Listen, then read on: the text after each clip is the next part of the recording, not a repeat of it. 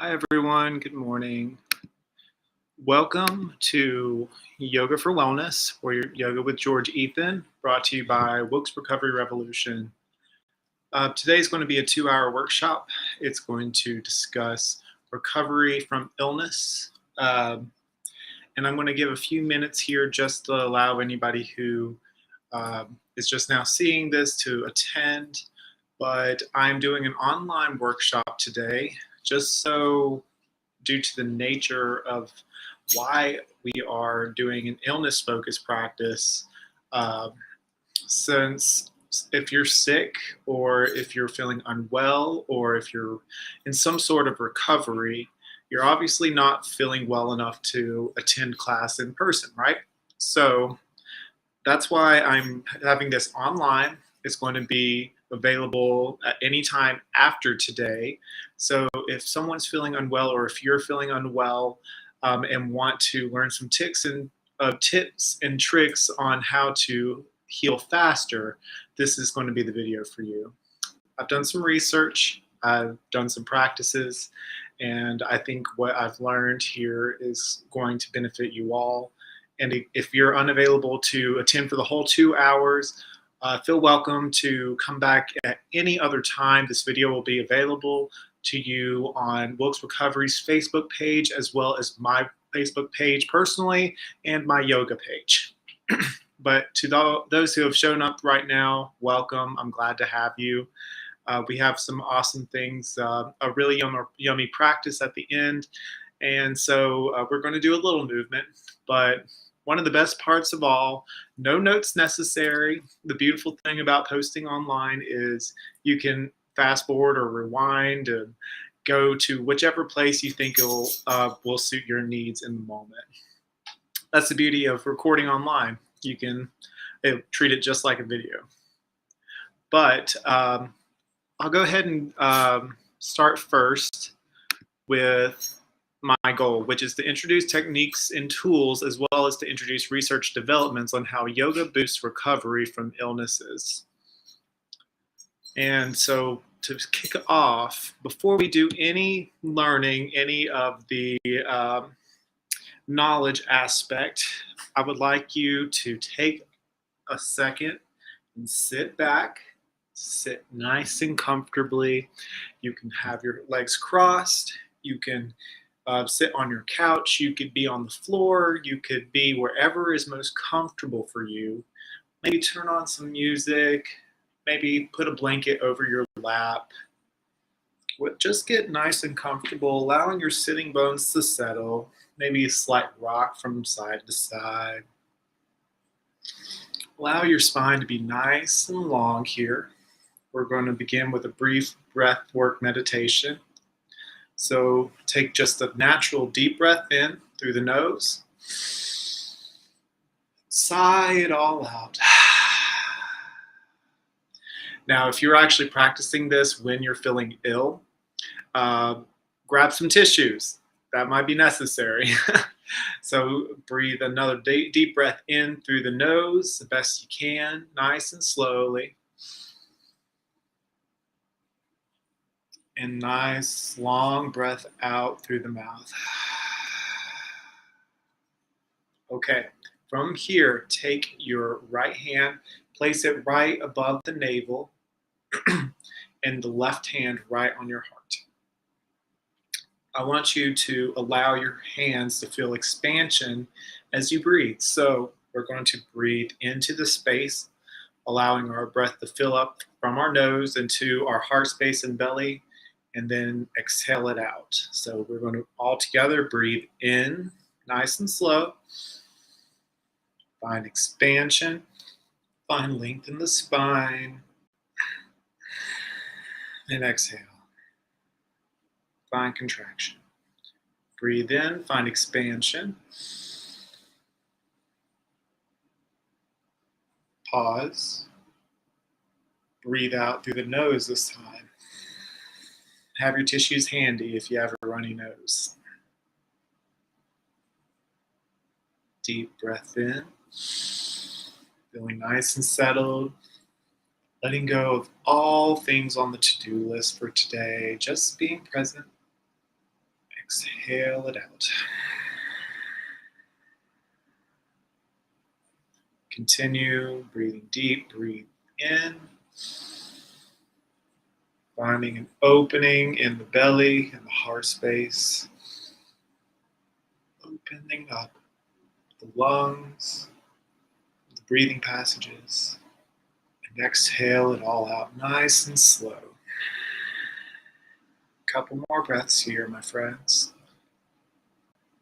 Find more expansion. Breathe a deep breath in through the nose.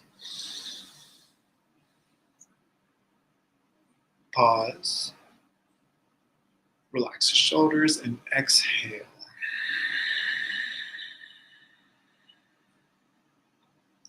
Last breath in, deep breath in through the nose. Fill yourself up.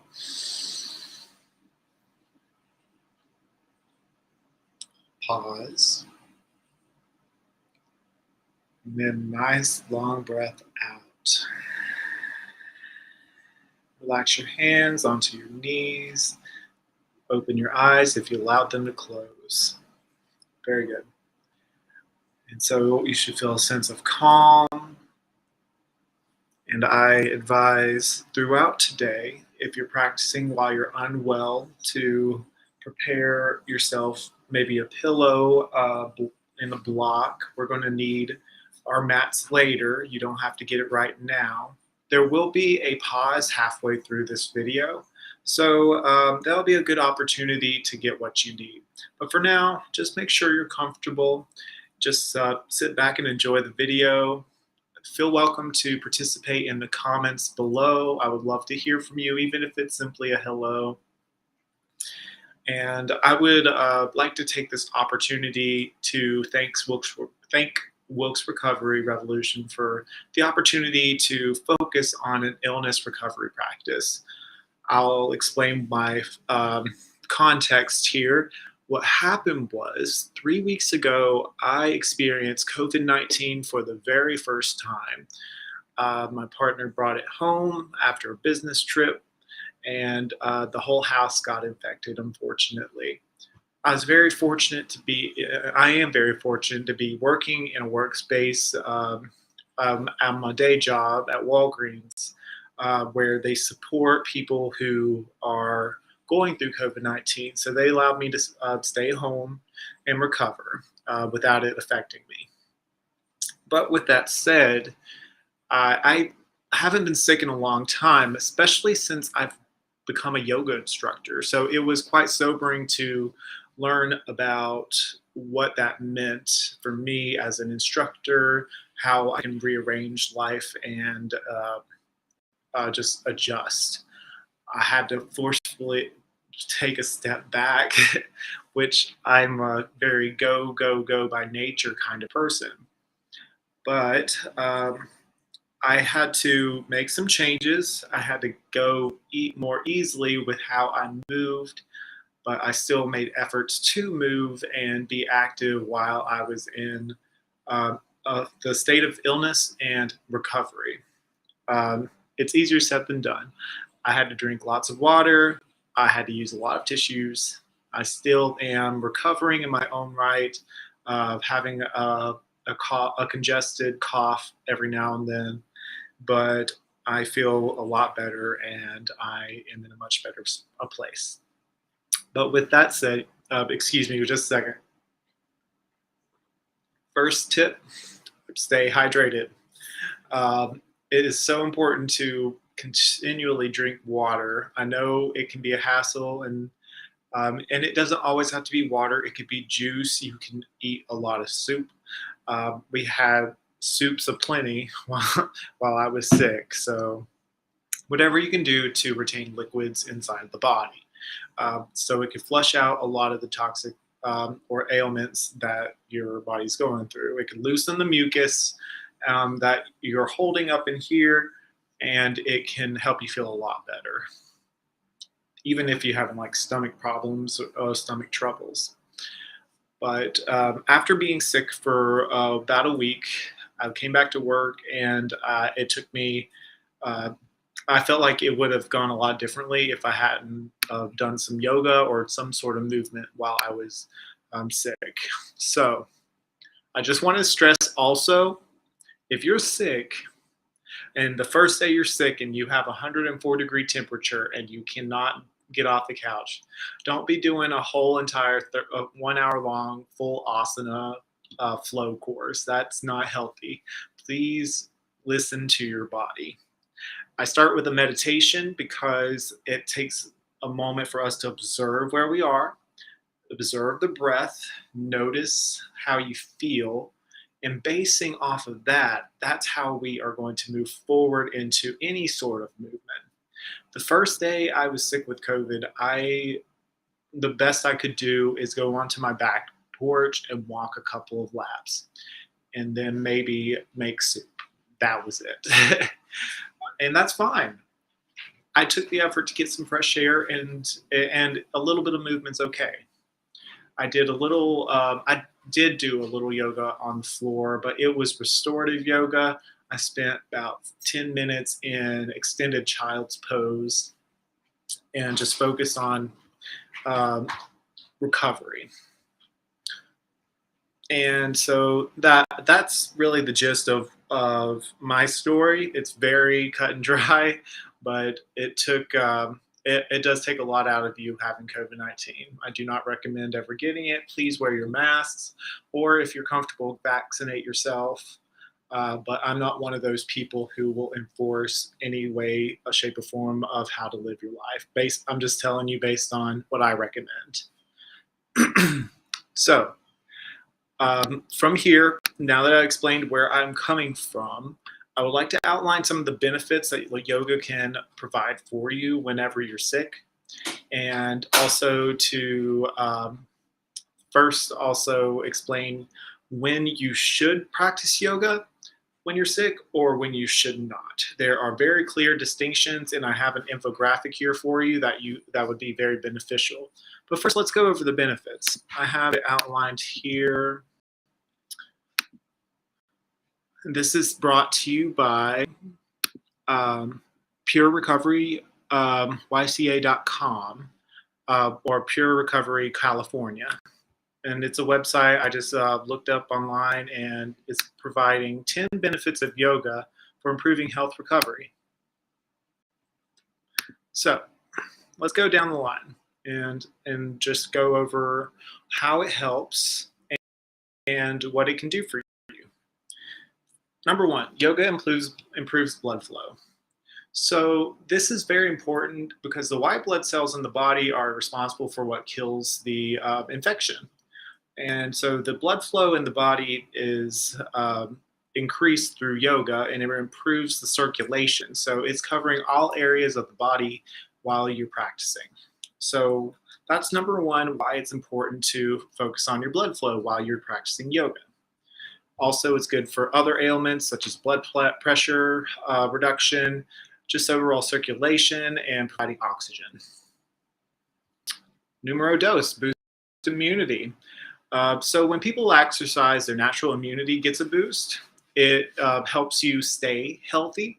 It's not just one thing that yoga helps you feel better. It's another thing that it provides opportunities to stay better. And to continually practice yoga is giving yourself a form of self-care, which by bringing the body back into balance, the immune system gets a natural support by lowering everyday stress that would otherwise compromise immunity, as to quote this website. Moving onward, promotes restful sleep. Sleep is one of the number one things that can improve overall health and well-being.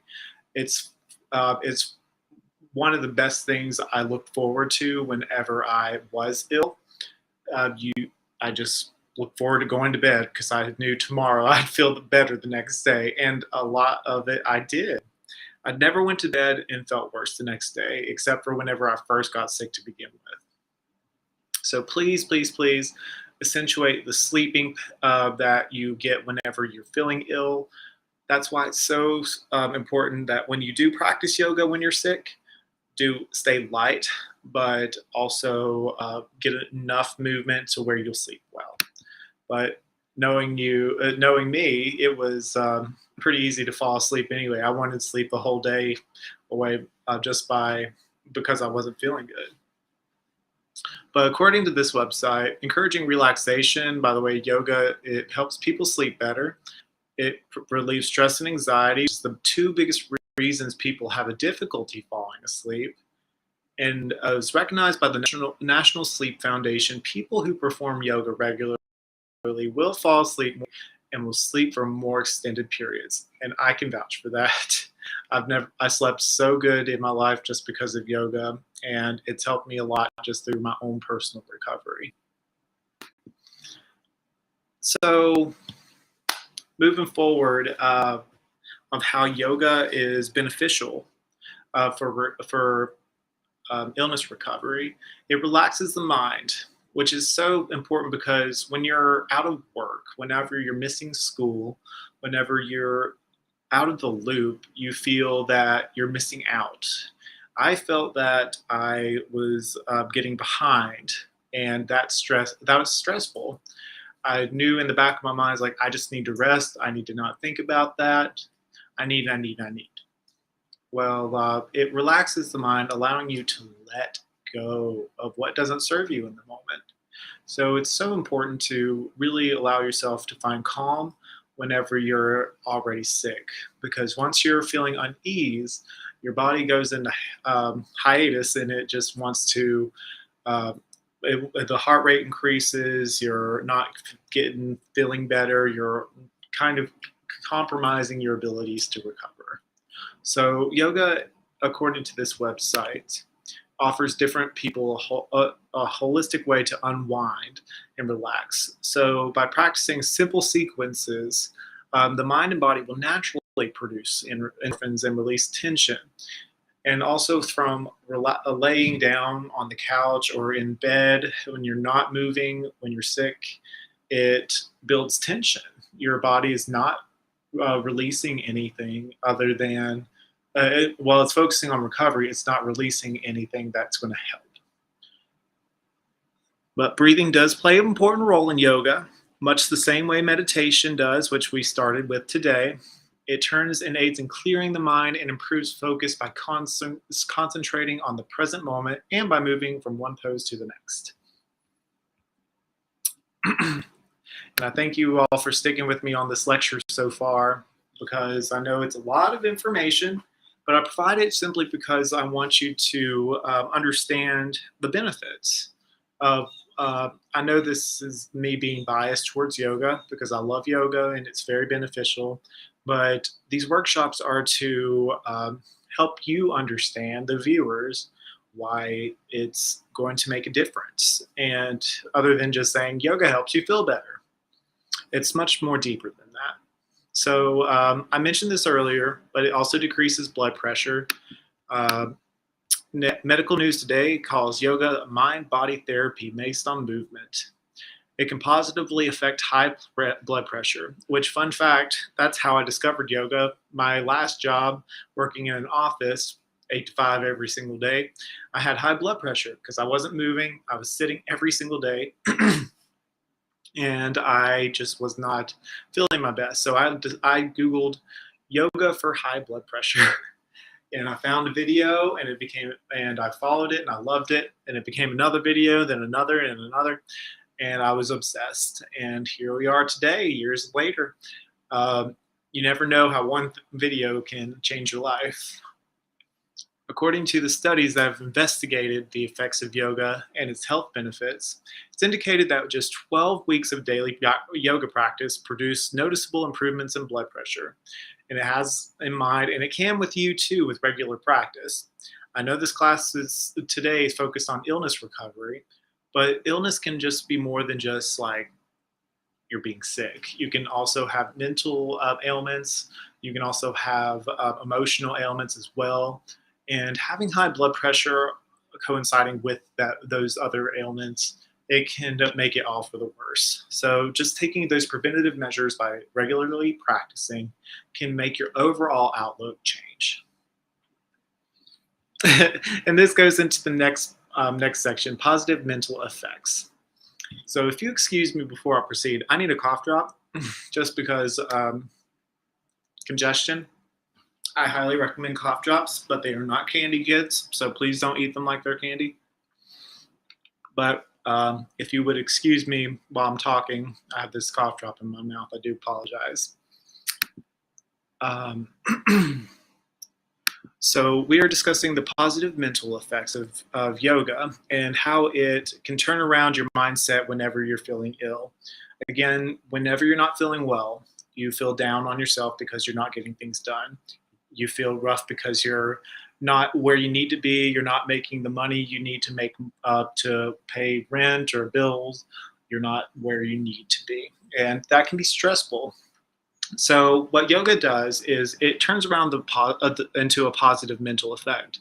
It helps you let go of what doesn't serve you in that present moment. It helps you focus more in on the breath and how it can help you kind of slow down where you are, find ease and relaxation where you've been building up personal stress through those thoughts. And those thoughts can manifest in the body. They can bring knots into the muscles, can raise your blood pressure. It can cause unneeded stress. It's what you call the snowballing effect. When your thoughts are racing, whenever you're going 110,000 miles an hour in your brain, thinking of all the things that you need to do and that you can't do because you're not feeling well, it's snowballing. I have to personally tell myself, you're snowballing, George. You need to make a 180 and just let it go. You have to allow yourself to let go of what doesn't serve you and to accept where you are. Acceptance is key whenever you're feeling unwell. You have to accept that you don't feel good. You have to allow yourself to recover, and that's fine because we all go through that sometimes. But just from what this website says, when someone goes through a rehab treatment program, they often suffer from a number of possible illnesses, like depression, anxiety, PTSD, or drug or alcohol abuse. There's a bunch of evidence that shows that yoga is effective in treating people who suffer from these ailments. It's a lot of times the mental health issues from the root causes addiction to drugs or alcohol, which are used to self-medicate in coping mechanisms. And so yoga helps eliminate or reduce stress and anxiety, which can lead to those possible possible abuses. And so I can speak for myself and my recovery from addiction that yoga helps relieve stress. It helps you find where you are in the now and helps you let go of the negative thoughts that have been leading you towards the road to addiction. And it was a long road for me to recover. I'm still always in my own form of recovery. I'm not going to say it fixes things overnight. However, through regular practice, yoga has proven more than beneficial to making recovery possible. And that's what it comes down to, allowing yourself to feel that things are possible, allowing yourself to feel that recovery is possible. It's all in the mindset.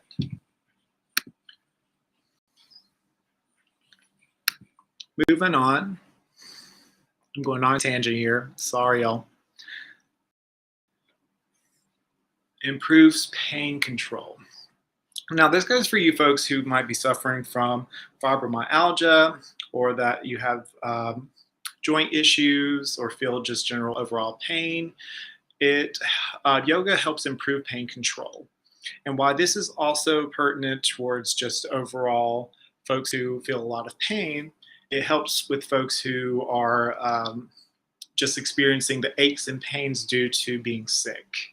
It's important to note that yoga won't show immediate results, but when practiced regularly over time, it can be used as part of pain management.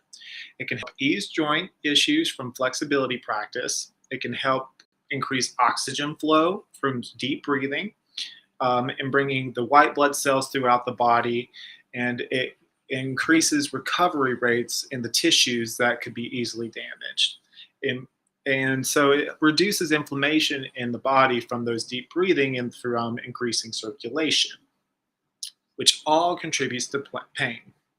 But probably the biggest reason, according to this website, that it can reduce pain is releasing of endorphins produced by exercising.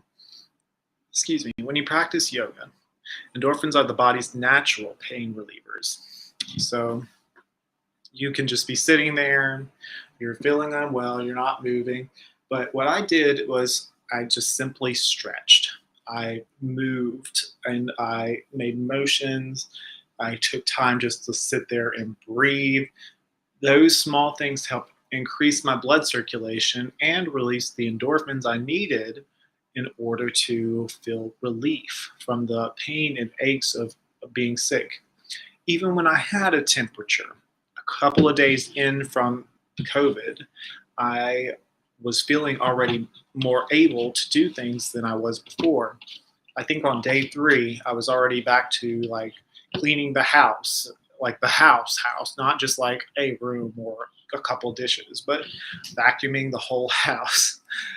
At the time, it felt like a lot of work. And yes, I had to take breaks, but I was able to do so because I took time to find movement and I didn't allow myself to feel stress over it because I realized that taking breaks, allowing yourself to know when it's time to take a step back and finding balance, I was able to get what I wanted to done while also getting the rest I needed to fully recover.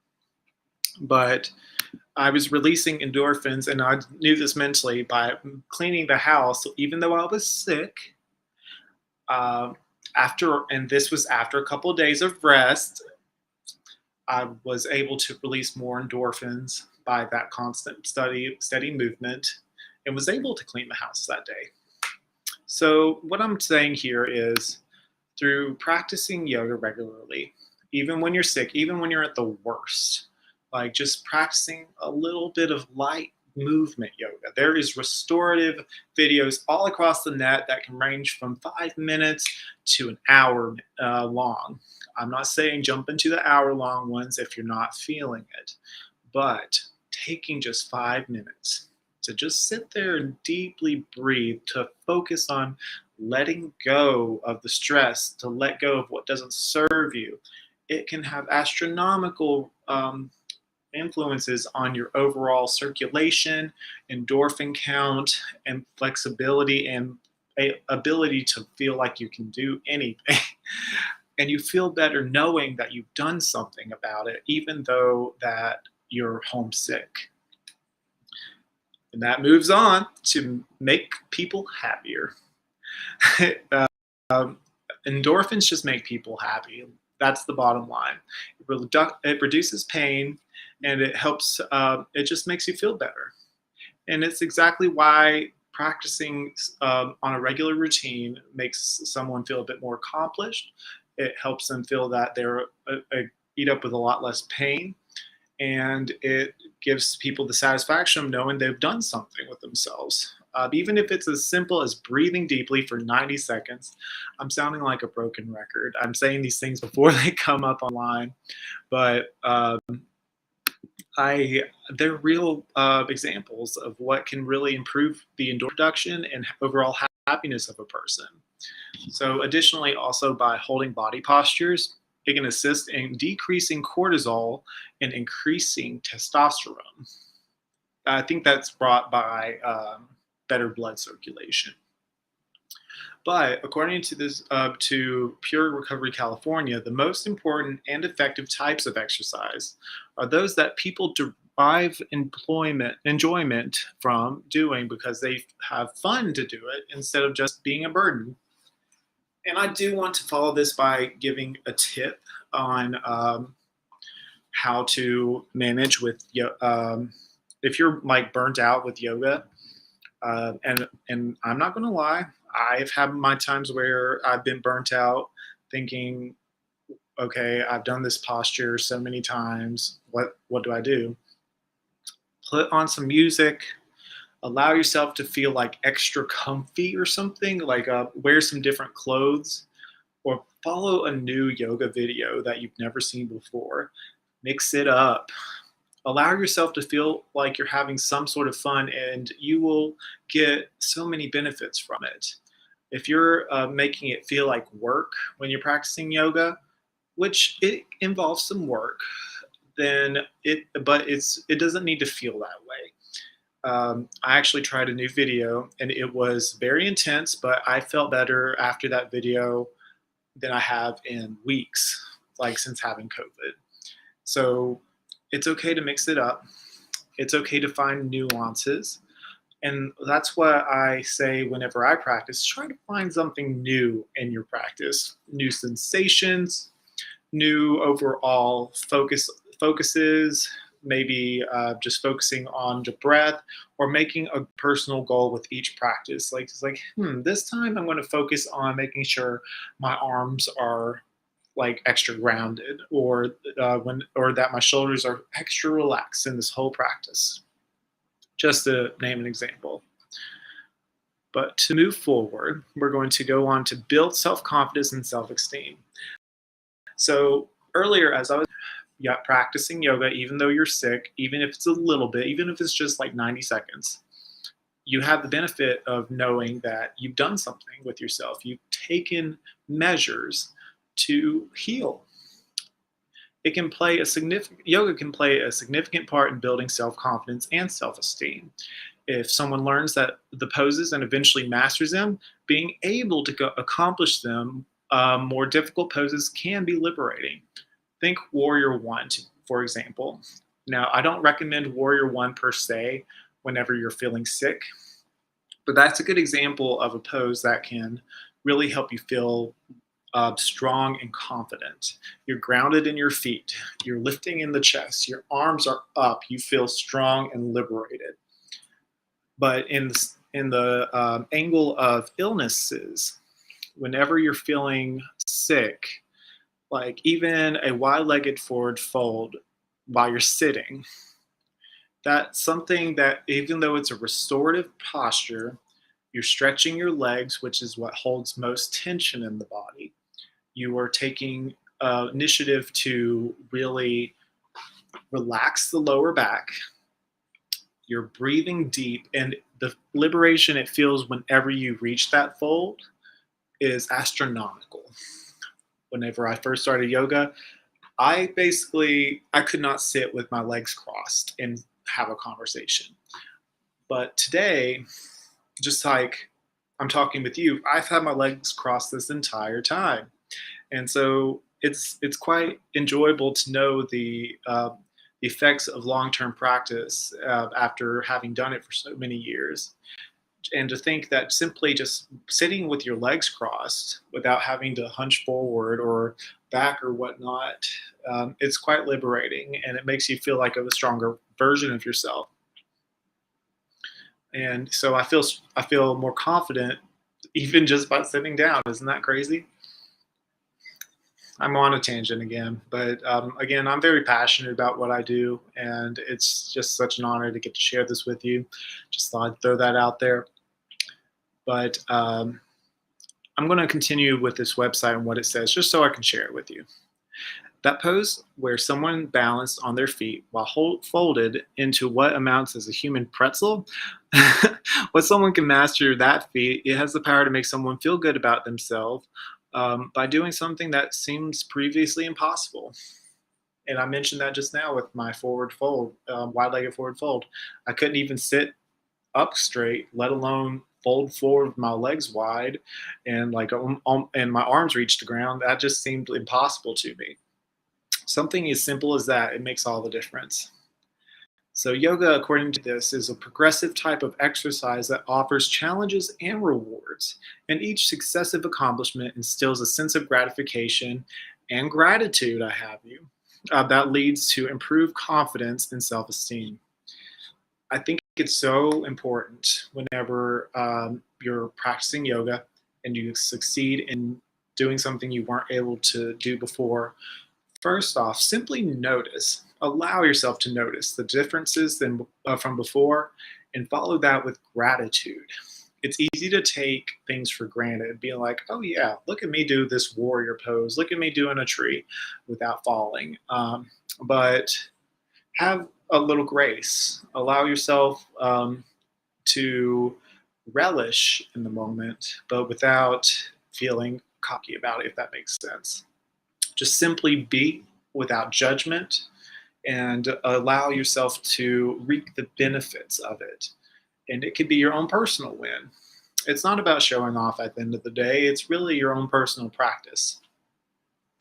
And when you're in recovery from your own illnesses, yoga is just really just to help you feel better. And it's um, whenever I was sick and was practicing at home, have you, it wasn't very long. I was just grateful to be able to feel open in my chest after having it feeling so heavy from the COVID symptoms. I was very grateful to have to not cough so much or to get the phlegm out of there. Uh, it made so much difference. And number 10, reduces the need for prescription drugs. Now, I'm not a doctor. I'm not a pharmacist. I am a yoga instructor, and I will not make any recommendation on to how you should live your life medically. I can give suggestions from the yoga account, but I will not tell you to try or do anything with certain medical prescription drugs. But according to this website, it helps someone cope with mental illnesses such as anxiety or depression. It helps people in recovery from ailments such as COVID or cough and cold or flu or pneumonia, but it is not a cure-all. It is to alleviate the pain, is to help breathing. It's also meant to help you feel overall better and more confident, even though you're not feeling as well as normally. But yoga has, according to science, been its own prescription in the recent years, being prescribed as an alternative to medicine or a complementary technique to reduce reliance on prescriptions. It's known for its effect for reducing the need for antidepressants, blood pressure medication, or prescription painkillers. But if you need to take an aspirin for pain, or if you need to take some sort of decongestant, or etc., do what works best for you. I say this with I say that you should take what I say with a grain of salt, because what I say with yoga, I'm biased towards yoga. I love doing it and it helps me. But what I do may not always help what other people do, because each body's different. Everyone's mental state is different. Everyone's in their own state of their own recovery and has come along their own way. So really just reel it back whenever you're trying so hard to get better that you're thinking, oh, yoga is going to fix all it. It's not a cure-all. We'll stress that. But with that said, yoga does have a lot of benefits. Yoga is self-care. It is meant to promote self-care by improving self-awareness, and it helps increase the blood flow and bringing oxygen all throughout the body. Yoga is a big cure in recovery. It's not the cure, but it is a cure, so to speak. Awesome. So with that said, that is that on the 10 benefits of yoga in recovery. And I would also like to just show you this cute little page that I've discovered here. It's called the Yoga Mandala, and it is on the Yoga Mandala website. Let's see. Aha.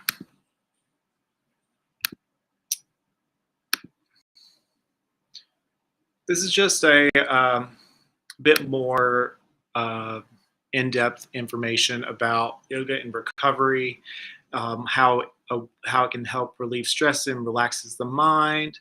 It helps remove anxiety, depression, and stress. This just kind of recovers exactly what I just went over, but in infographic mode. The last website I provided was a bit more informational, but this here just kind of provides a bit more imagery to help you out here. And I'm just going to slowly go through here, and I have the website here, mandala-healing-center.net/7-benefits-of-yoga-in-recovery/.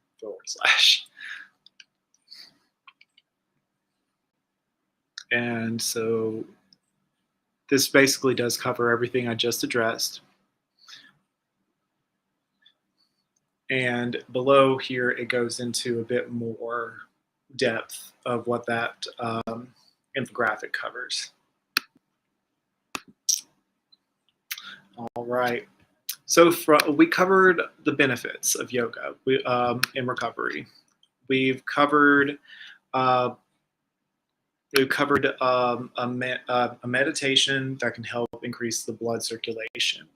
So since we outlined the benefits of yoga and recovery, we're going to do a little mini yoga just so we can get moving a little bit. This is just going to be from the waist up, so we can just take a little break from the whole lecturing. We spent like 40 minutes in lecture mode, so I'm going to first off invite you to take a nice comfortable seat. We're going to take a breath in, long breath out, relax the shoulders. Deep breath in, chin up slightly. Exhale, drop the chin to chest. Inhale, look up slightly. Raise the chest. Exhale, chin to chest. Now we're going to do some neck rolls. Inhale, roll your left ear over to your left shoulder. Keep your heart lifted. Exhale, roll the chin to the chest. Inhale, roll to the right. Right ear reaches to the right shoulder. Exhale, round it through. Inhale, left side. Keep your torso nice and aligned, while the only thing that should be moving is your head. Exhale, round it through. To the right, inhale. Right ear reaches to right shoulder. Exhale, round it through. To the left this time, inhale. Maybe if you want a little extra, you can lightly place your left middle finger on the top of the right ear, guiding your head up and over. Breathe here a couple of beats, keeping your heart lifted, shoulder blades relaxed. Exhale, round it through. To the right, inhale. Bring your right ear to reach to your right shoulder. Maybe take your right hand, place it on the top of your head where your right middle finger meets your left ear on the top. Just place it there. It doesn't have to push, it just guiding your head up and over, keeping your heart lifted. Breathe deep.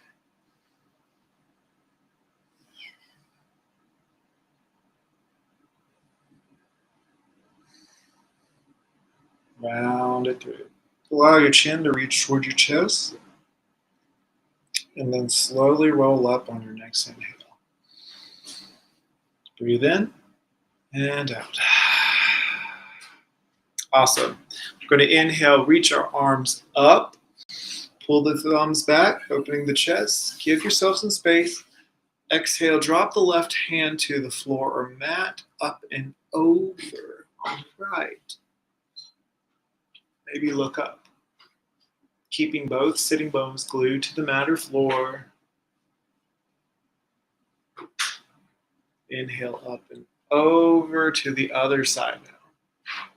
This is opening the heart space and doing these poses, especially when sick, helps loosen the mucus that is collected in the lungs, in the neck or esophagus, and provides better lung function. And exhale, rain it down. Awesome. We're going to do a twist, and then we'll move on to our next thing. Okay. So inhale, lift our arms up. Exhale, place the right palm to your left knee, and then your left palm behind you. Inhale, lift and lengthen. Exhale, twist. Inhale, lift and lengthen. Exhale, twist a little deeper. Bring your navel in towards the spine. And walk your hands back to center. Inhale, swoop the arms forward and up. Exhale, bring it to the right this time. Twist. Look past your right shoulder. Inhale, lift and lengthen. Exhale, twist. You might experience some popping and cracking. Please avoid any cranking sensations you might think you want to have. You want to have it nice and gradual. Breathe deep, my friend. And then walk yourself back to the center. Very good. All right, thank you for moving with me for just a little bit. Up next, I just wanted to outline when it is good and when it's not good to do yoga when you're sick. I've gone through some websites here that can help outline when it's beneficial and whenever it's too much to be practicing yoga. I want to stress, though, that yoga is also just breathing for meditation. When you're sick and in bed and you don't feel like you can move, the simple practice of just laying there with your hands on your heart and on your belly, just allowing yourself to feel your hands rise and fall with each passing breath can have astronomical benefits for your recovery. But with that being said, I'm going to share a little infographic here. Let's see.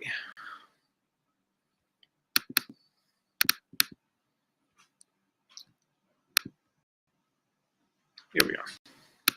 I'm going to share a little infographic on how when it's best to practice yoga and when not to. I'm going to take myself out of here for a second.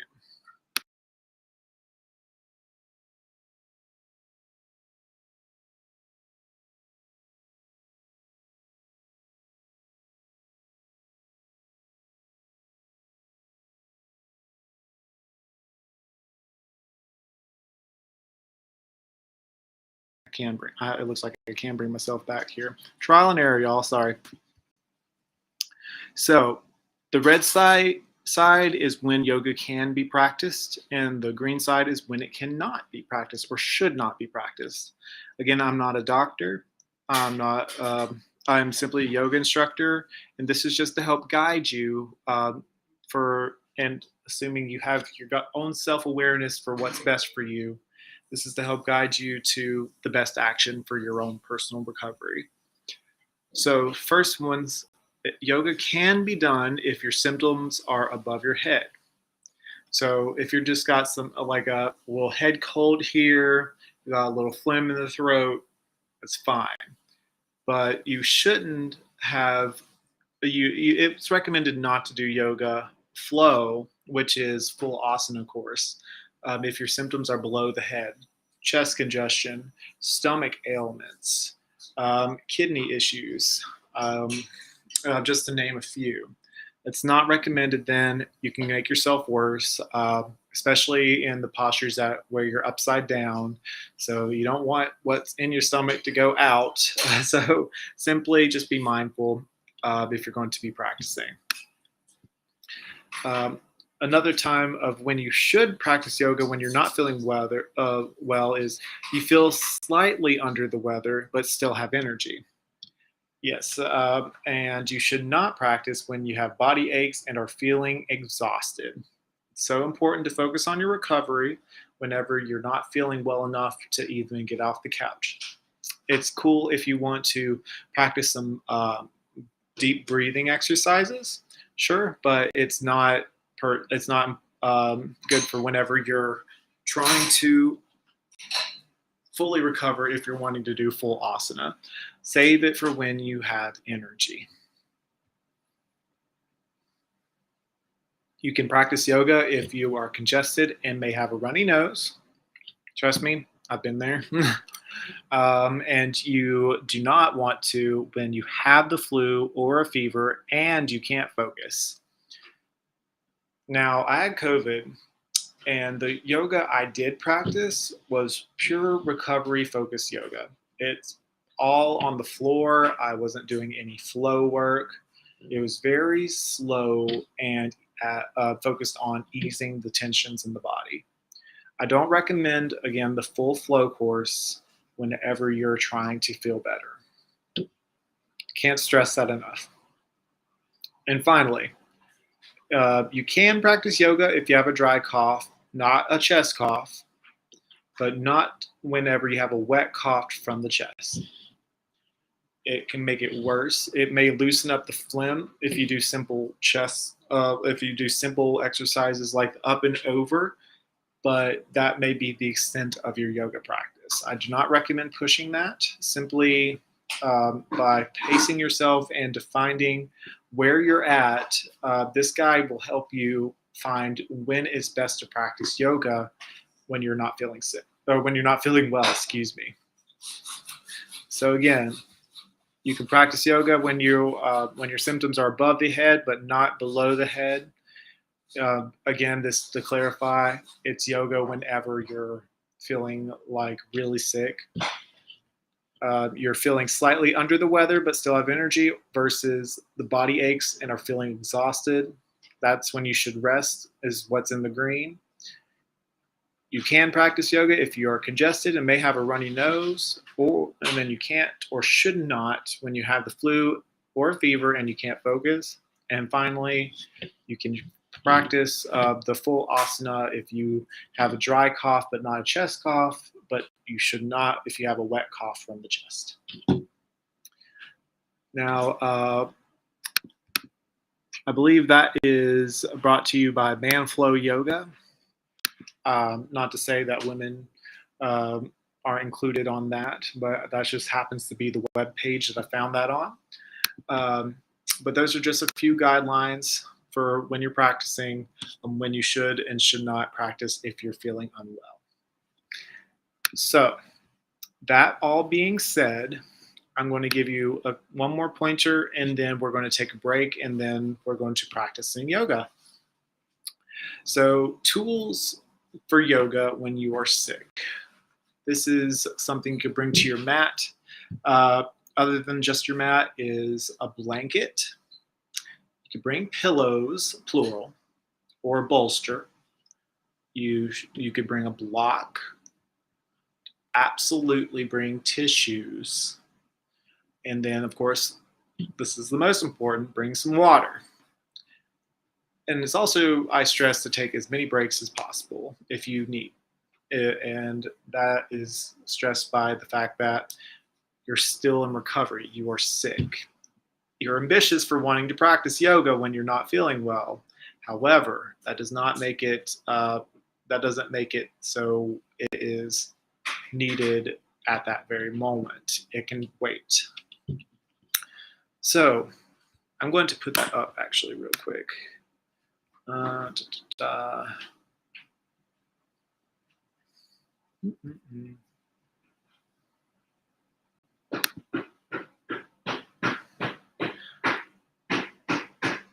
And also wear something comfortable.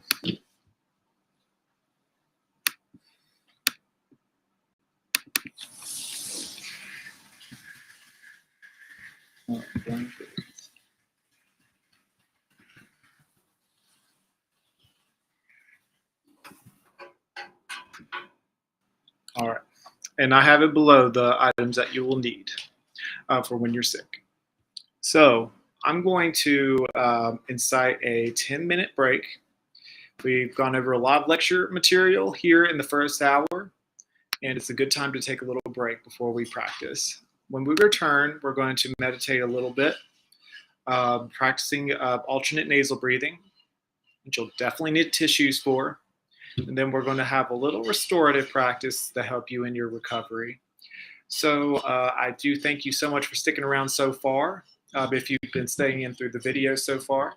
And with that being said, if you're coming back to this video later and you're not watching the live, you might want to press forward 10 minutes just so it goes straight into the next portion. But with that said, I will be back with y'all here shortly. Thank you for joining, and we'll see you here in a minute.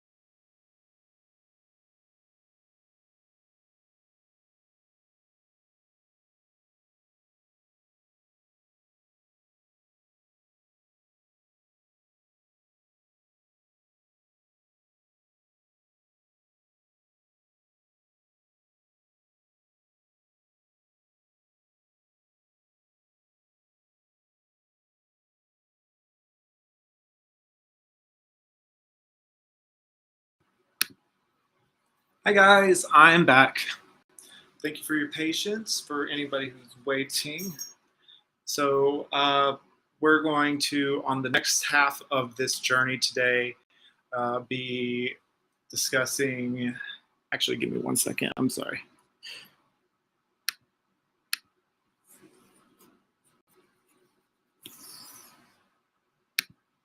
Okay.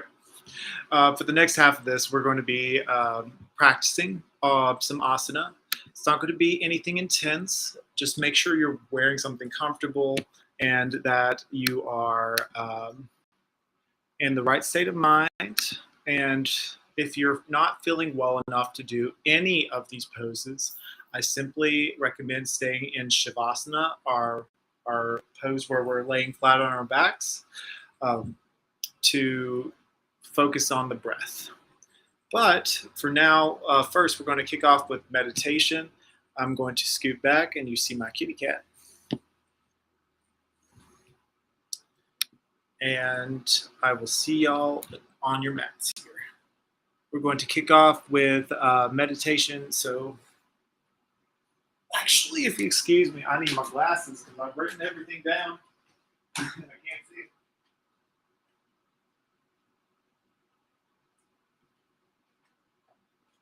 Okay.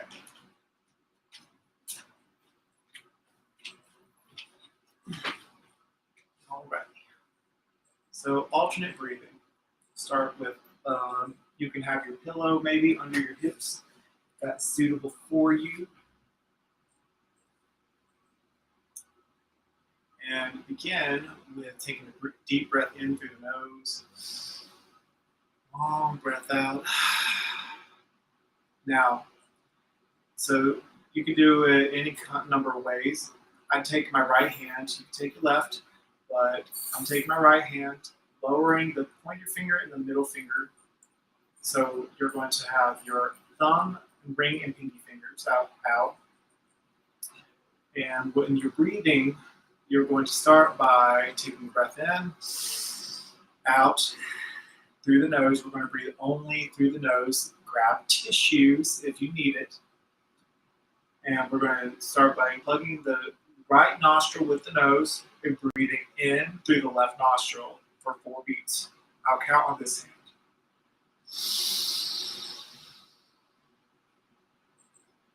Switch.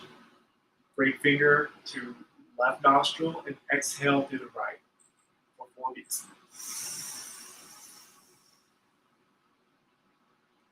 Inhale here.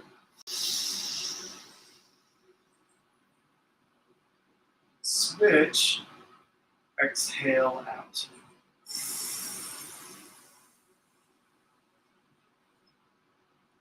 Inhale here.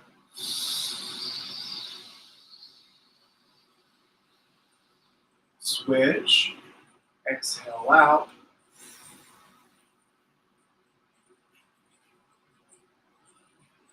Inhale here.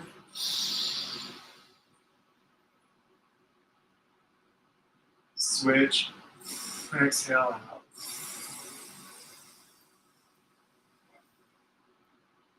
Now let's see if we can expand that for 5.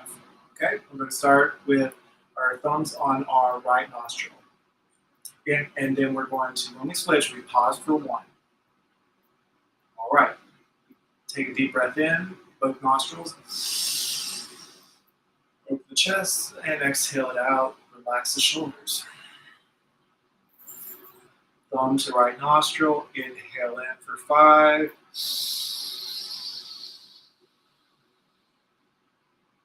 Switch. Hold. Exhale for 5.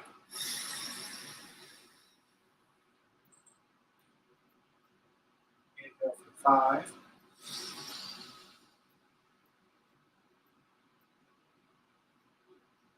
Pause. Switch. Exhale for 5.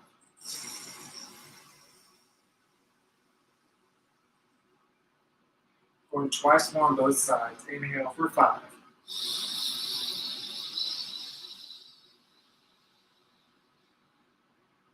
Pause. Switch. Exhale for 5.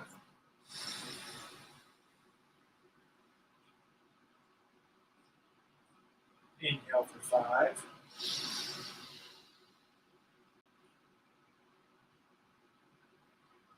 Pause, switch, exhale for 5.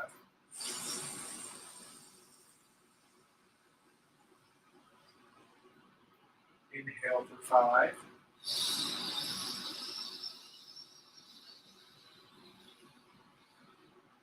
Pause, switch, exhale for 5.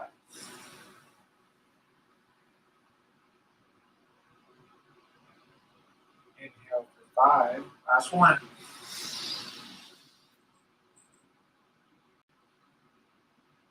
Pause, switch, exhale for 5.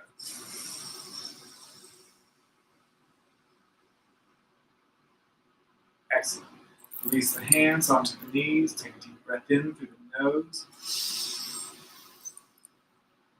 Side out. Deep breath in.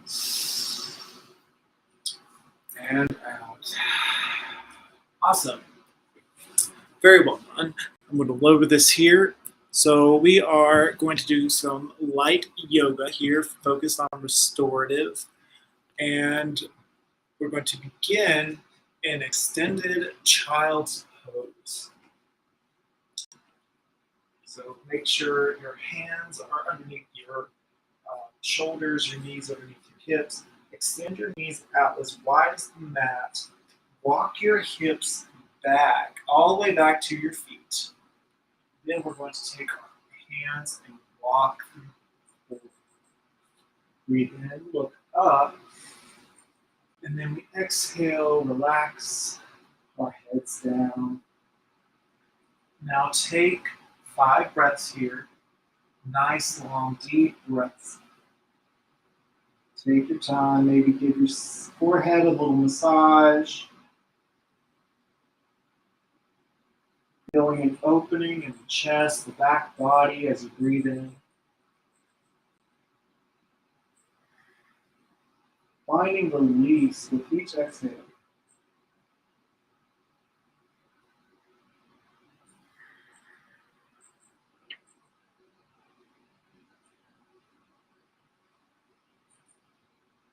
Breathe deep, my friends.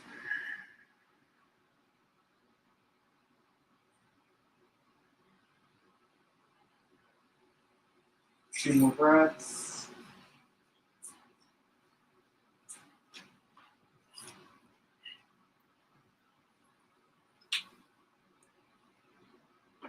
All right.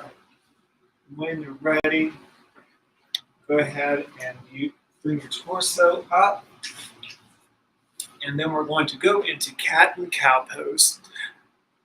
So cat and cow, we're just going to bring our wrists underneath our shoulders, knees underneath the hips. We're going to do a good number of these because we got to feel good in our bodies. So feel first a nice neutral spine. Bring your front body to meet the back body here. Take a breath in and out. Line the fingertips for support. Now, inhale, we drop the belly. Lift the head up. Bring up the hips. Heart opens. Inhale. And exhale, we're going to round it through.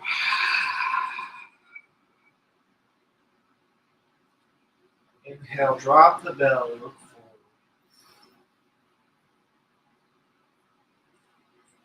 Opening the heart.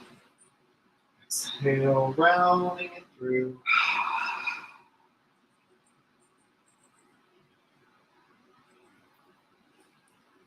Inhale, cow pose. Exhale, cat pose. Take your time. Use your breath as your guide here. Your inhale to cow pose, your exhale to cat. To each their own. Have a nice, long, puffy belly with your inhale. And round it through, navel to spine with exhale. Drop the head. Last one. Inhale, look forward. And exhale, round it through. Excellent. So up next, we're going to be doing a lizard pose followed by a pigeon. Lizard is, we're going to do this from our all fours, our tabletop position. So start by bringing your right knee in towards the chest and planting that right foot in between the palms. Scoot that right foot to the right where your toes are spilling off your mat here. And plant your right palm back into where it was. You're going to lift that back leg, inhale. And you can stay here, or you can lower your elbow down. Now, this would be where I'd recommend a block for a little extra support. If you want your elbows down, you can lay them on the block here. Or you can simply keep that back knee lowered. That's up to you. We're all in different places. Just make sure your right knee doesn't splay out too much. Unless you really want to get stretched, and then really bring it on out and roll through that outer right foot. But for the sake of today's practice, we're going to keep your knee above the toes. Breathe here, finding a nice stretch in the left hip flexor and the right inner hip.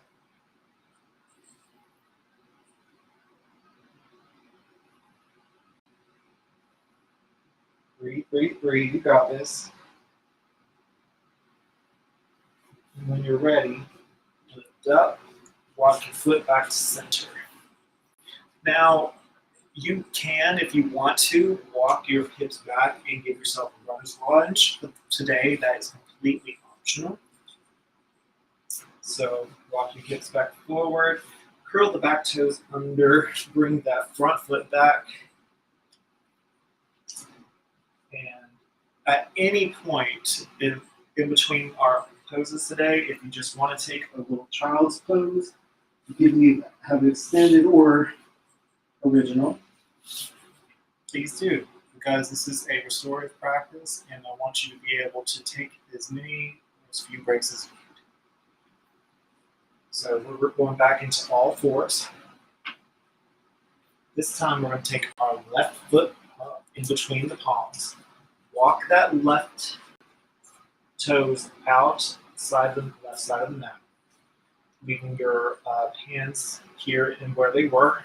Lift that back knee or leave it lowered. And we're going to start with taking our left elbow down towards the mat or block as needed. We stay here. We breathe deep. Breathe, breathe.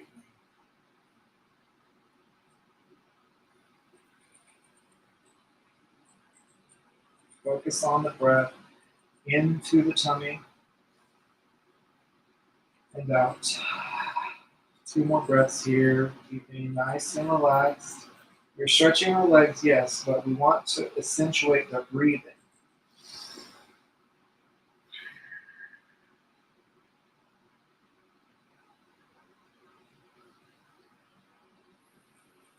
Awesome work. Walk your hands back, bring your left foot back to center. If you'd like to do a runner's lunge, you may. That's completely optional. But let's walk our hips back forward. Curl that back toe under, bring the front foot back. You may be from a plank or stay on all fours. Take a quick child's pose here. You deserve it. If you're working this while you're sick, it's important to take breaks to breathe.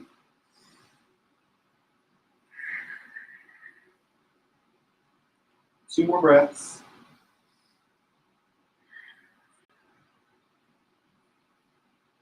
You got this.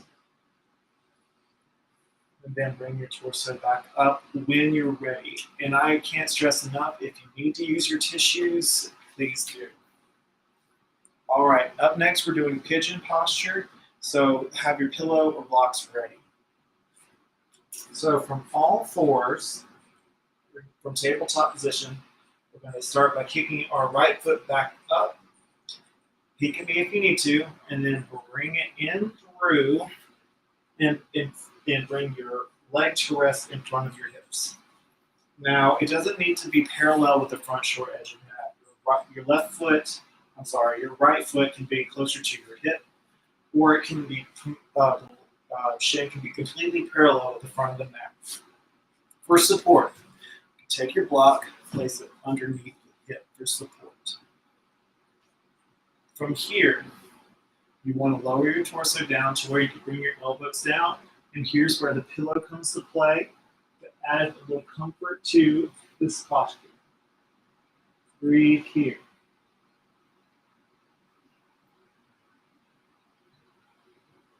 And relax, find inner peace, focus on the breath. Your head may not reach the ground, and that's fine. You can stay on your elbows, or if you have another block, you can rest on the block here. But we're going to take a few minutes here in this pose to get the most out of this stretch. Everyone's in a different place, but that's why I suggested go have a block handy and a pillow, because even though it's a stretch, a deep one at that, you can find comfort here.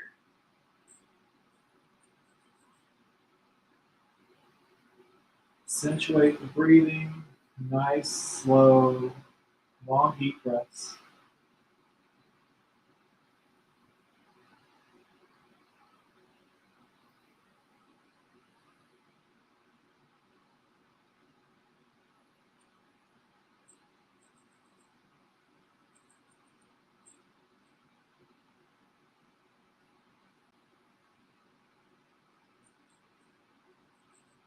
So build in the glutes, left hip flexor.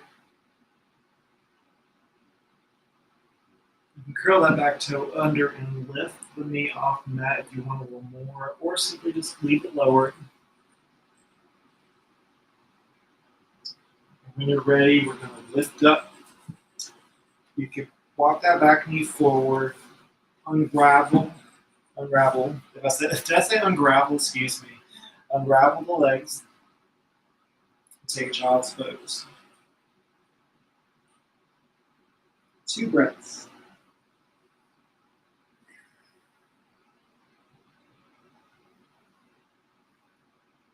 Okay, other side, my friends. So from all fours, I'm going to kick up the left leg this time. Heel is parallel to the sky, or the bottom of the feet is parallel to the roof. Bring that knee in towards the chest and rest the leg on the mat. Walk your back knee back as needed. If you would like to have a block, place it underneath the hip for comfort. And then relax your elbows down. Relax your head down, maybe onto a pillow.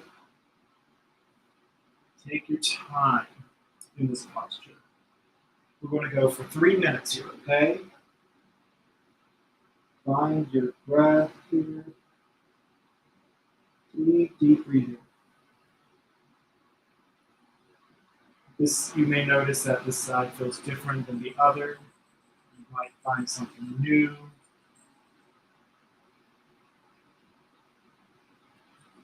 Notice what comes up and let go of what doesn't serve you in this moment.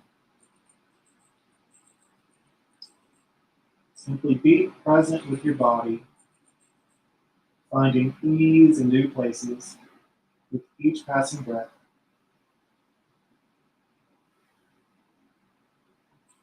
Be mindful of what areas reach the ground and what doesn't. Remaining grounded.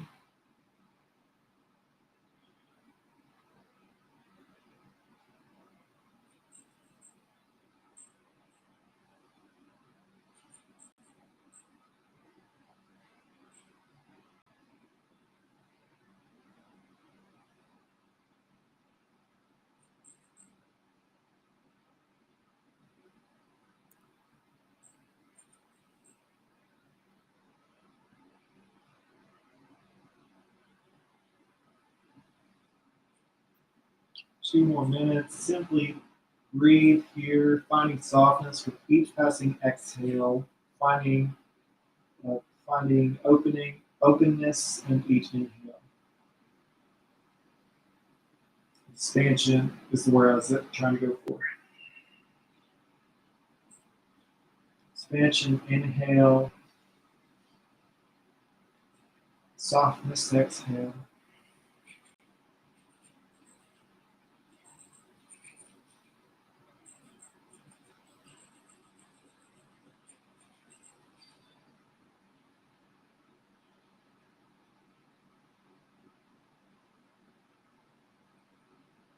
One more minute.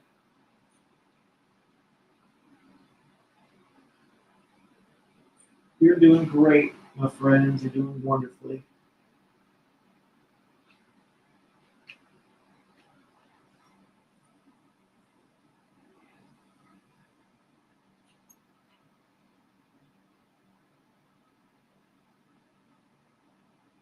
You may notice your hips sinking a little deeper. Take about 2 more breaths here. And when you're ready, curl the back toes under, walking that back knee up, unravel the legs.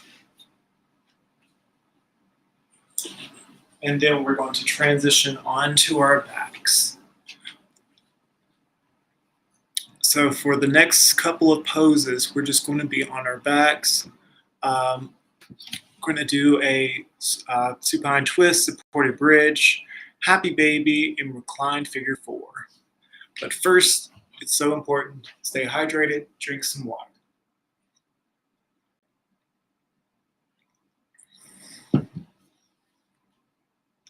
Remember, your tissues are there for you if you need them.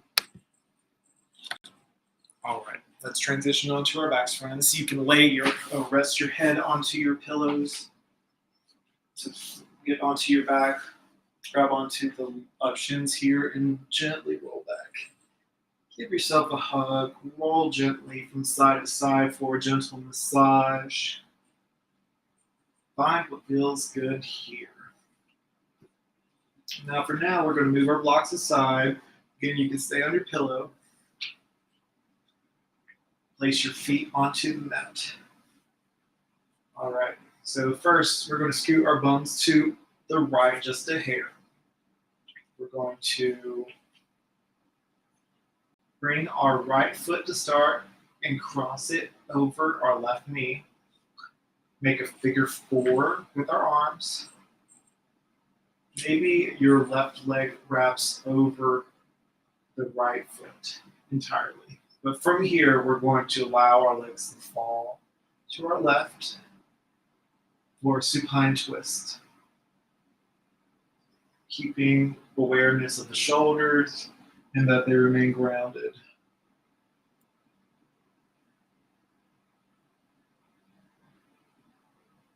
Maybe you look to your right hand. Continuing to breathe deep into our bellies.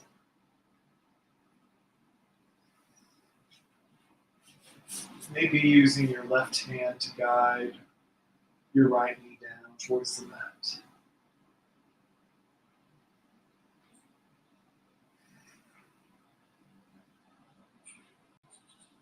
Anything that comes up, simply allow it to flow away like you see it flowing in a river. Bubbles up and then flows on. As you continue to deeply breathe, letting go of what doesn't serve you, each passing breath.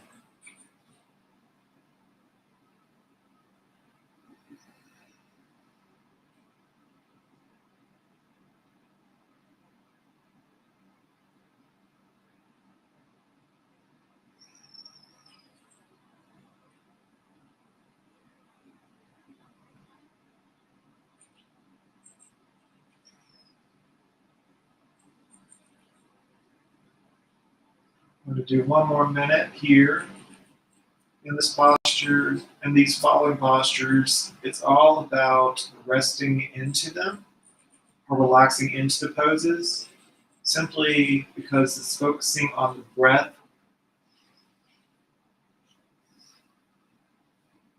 and finding ease.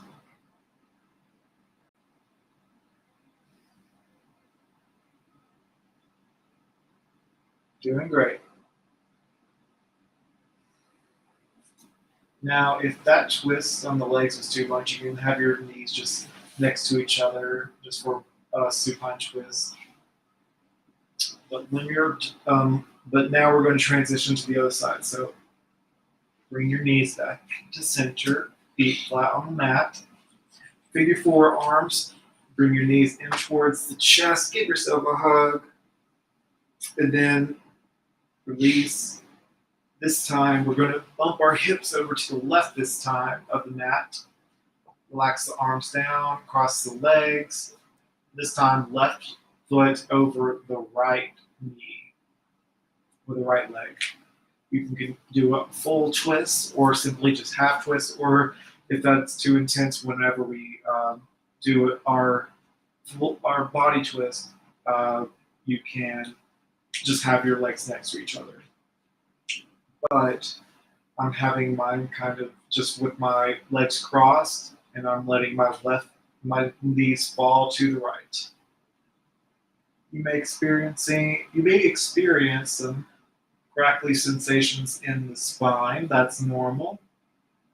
But if you feel any sort of pain whatsoever, I advise you to ease off, find a gentler variation, or stay in Shavasana.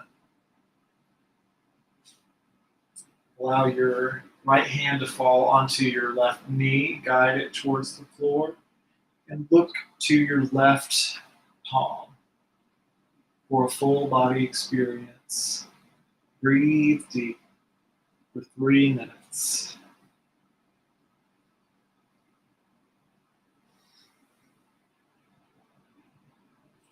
So this is a form of yin yoga, which the postures are held a little longer than normally. And that's because this is a restorative practice. It's allowing your muscles to relax, allowing the breath to carry you.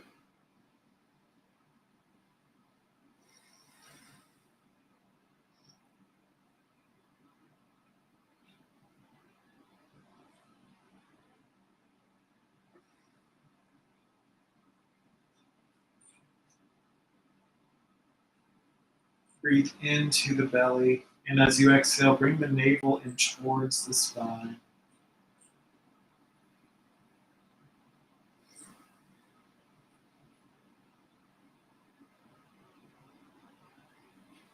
Maybe you close your eyes.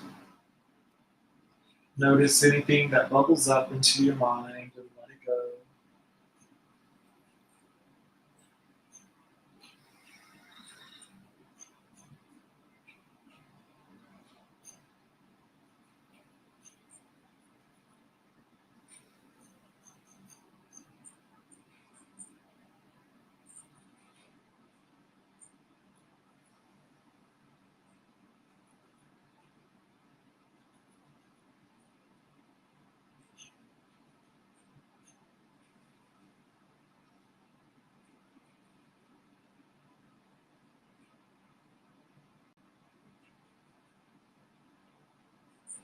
Breathe, breathe, breathe.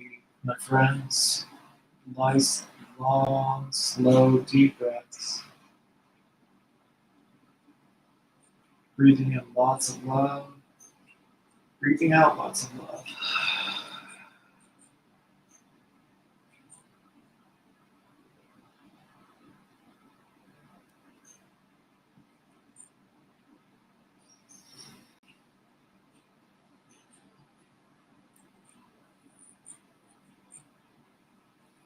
Alrighty, we're going to begin to unravel nice and gently, my friends.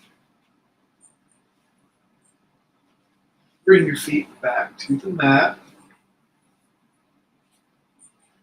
Okay, from here we're going to do supported bridge. So grab onto your blocks. If you don't have a block at home, you can use books or a couple of pillows or a folded up or rolled up blanket. So take this block. You're going to, from here, gently lift up the hips oh so high. Now you can have your block on its flat side. You could have it on its short side, whichever suits you most. But you want to imagine your tailbone scooping up to reach towards your kneecaps here. And you want to squeeze your bums if you can. Squeeze, squeeze, squeeze. Find a little lift here. Or simply have your hips relax. Allow your hands to relax to your sides or palms face down. Breathe deep. Snuggle in your shoulder blades to lift the heart. Breathe deep. If you feel that you can find the strength to lift your bums a little bit more, go ahead. But for the sake of this practice, we're going to allow the enjoyment of having support. The ground has come up to meet your hips to provide support for this bridge pose. Breathe here.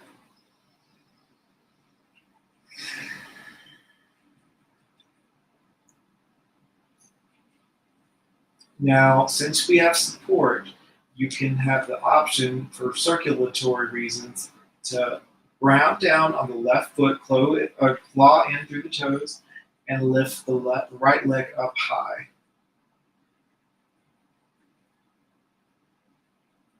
With support from your elbows, you can grab onto the right thigh with a little extra pull. You can stay like this if you like. Now this is only if you're comfortable. You can stay here if you like. Or if you want for a bit more of a stretch, you can have your foot up high. Rotate your ankle one way and the other. I know you can't see that, sorry. And then relax back down, nice and easy. And then we switch sides, lifting the left side this time. Keeping your elbows grounded down, rotating your left ankle this time. This is reversing circulation. If you're on your feet, you're probably not on your feet much if you're sick, but having this reversal in circulation can benefit by bringing all the blood towards your heart center, where it's all pumped. That way, once it's released back down to the mat, fresh new blood will be replacing what was already there. And release. Very good. Take the block out from under you, slowly lower down. From here, take your knees in towards the chest. Give your knees a roll. Roll one direction and another.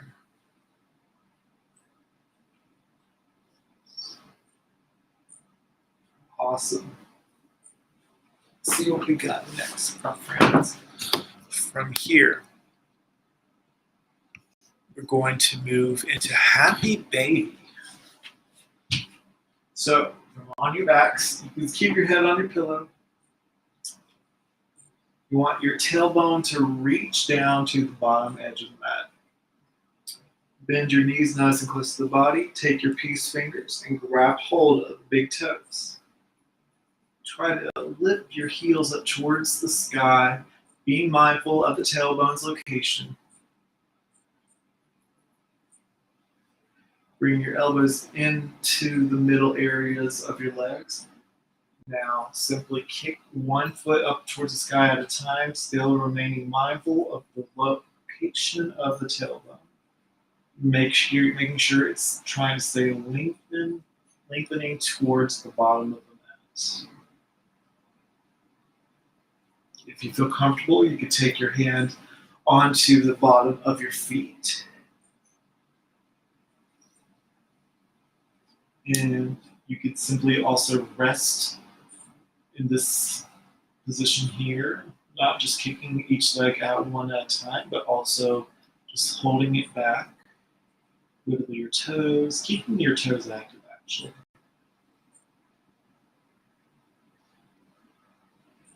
Bend one knee and extend the other leg, alternating. It should feel really good in the legs. Couple moments here.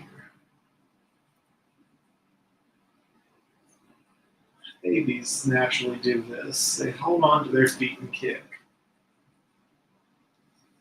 And a lot of yoga actually was inspired not just from babies, but from animals as well. We name a lot of our asana from different animals. There's frog, fish, dog, cat, cow, snake. Sphinx don't count. When I think of a cat, I'm thinking of Sphinx. Because cats were worshipped in Egypt. And Sphinx are part lion, I guess.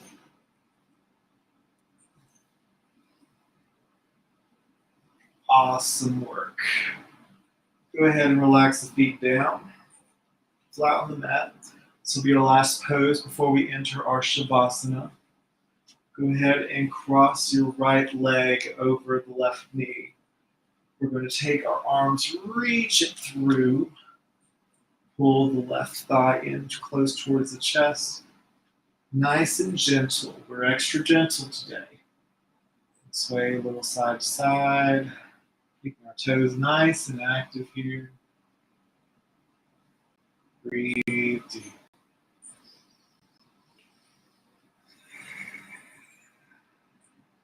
Opening up the hips once more. We're carrying most of our stress.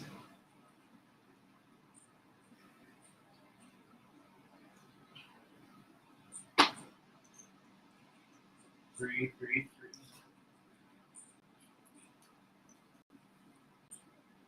Couple minutes here. If this isn't enough for you, you can grab hold to your shin and allow your elbow to press onto the inner right leg for a little extra hip opening action here.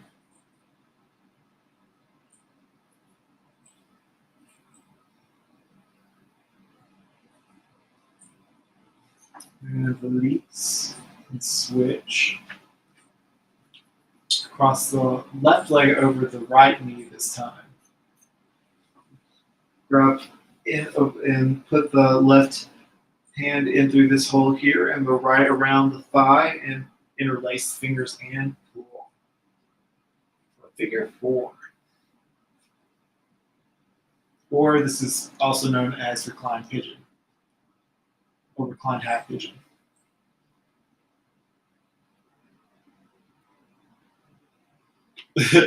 I just like how I'm looking at myself. I want to call it kicking bird. That's just me. Maybe sway a little side to side. Give your lower back some love.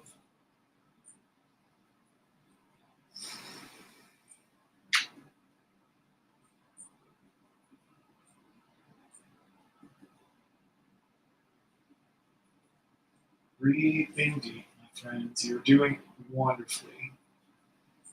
Take the time out of your days to practice yoga. If you're sick, if you're not sick, taking time for recovery, which is a phenomenal self-care action right there. And when you are relaxed and ready, take as much time or as little time as you need. Relax the legs down, all the way down. We're going to extend the right leg out, then the left leg, releasing the palms to face the sky, shitting our shoulders together, preparing for Shavasana, our final resting pose. You may notice my dog in the background. He's making noises. He's waking up as we're relaxing.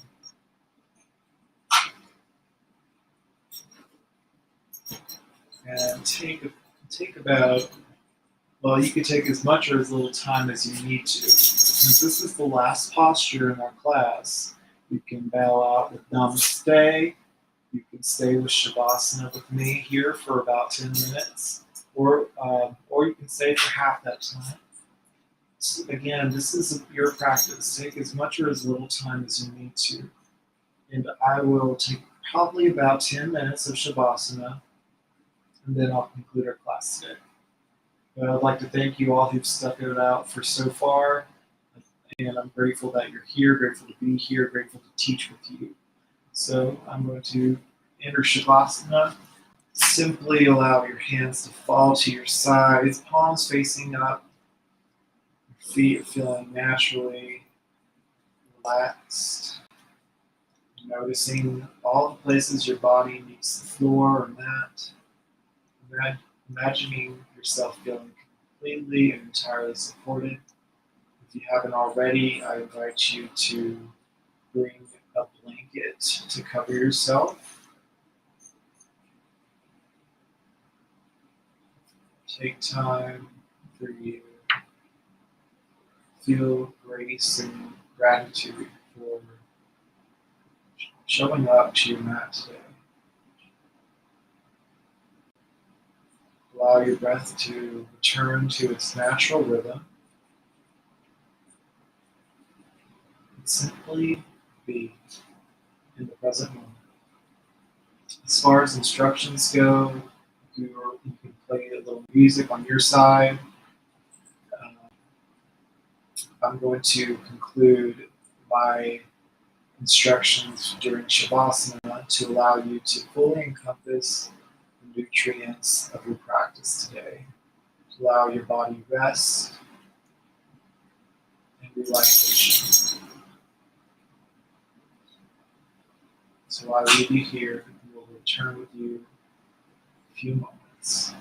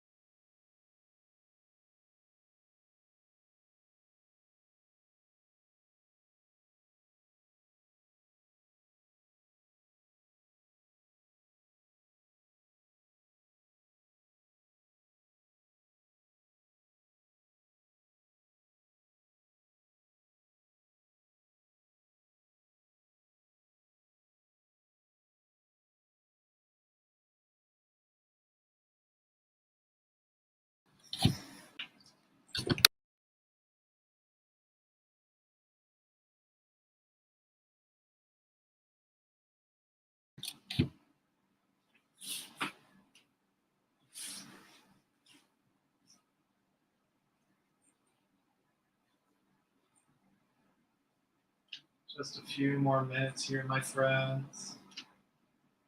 I'll cue when we exit Shavasana and conclude our practice.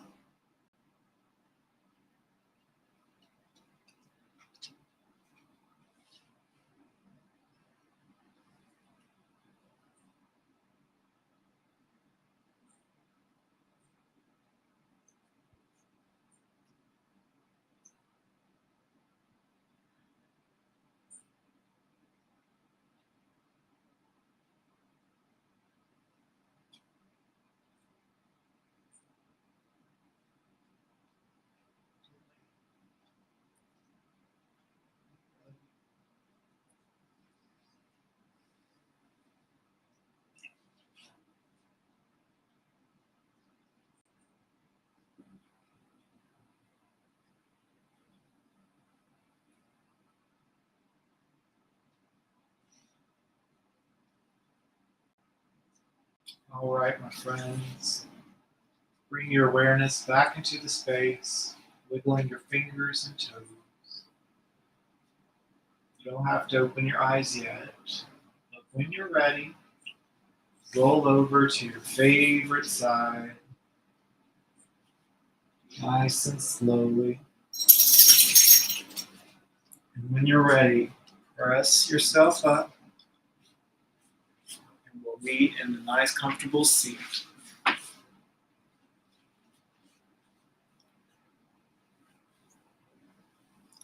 Open your eyes, notice how you feel. With that all being said, we conclude our yoga practices like we always do. We bring our palms together, hands towards our heart space, gently, and we bow and we say in gratitude, Namaste. The light in me honors and sees the light in you.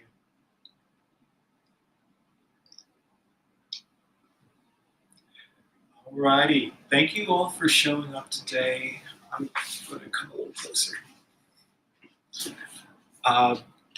It's an absolute honor to get to teach these workshops through Wilkes Recovery. It's because of them that this is all possible. Return to this video anytime that you have questions about recovering from illnesses, or if you want to better your practice in general, or just become more informed. If you have any questions for me, you can reach me at my Facebook page, Yoga with George Ethan, or you can reach us at Wilkes Recovery Revolution's Facebook page. But with that being said, I do thank you all so much for being here today, for showing up for yourselves, and I will catch you all back next week virtually at 9 a.m. on Saturday. So just because I will, well, actually, I'm going to be posting a video. I will not actually be live next Saturday because I'll be at a wedding. So just be on the lookout for a new video coming out next week. It's going to be an awesome one. And till then, I hope you have a wonderful day and a great week. Love you, my friends. See you.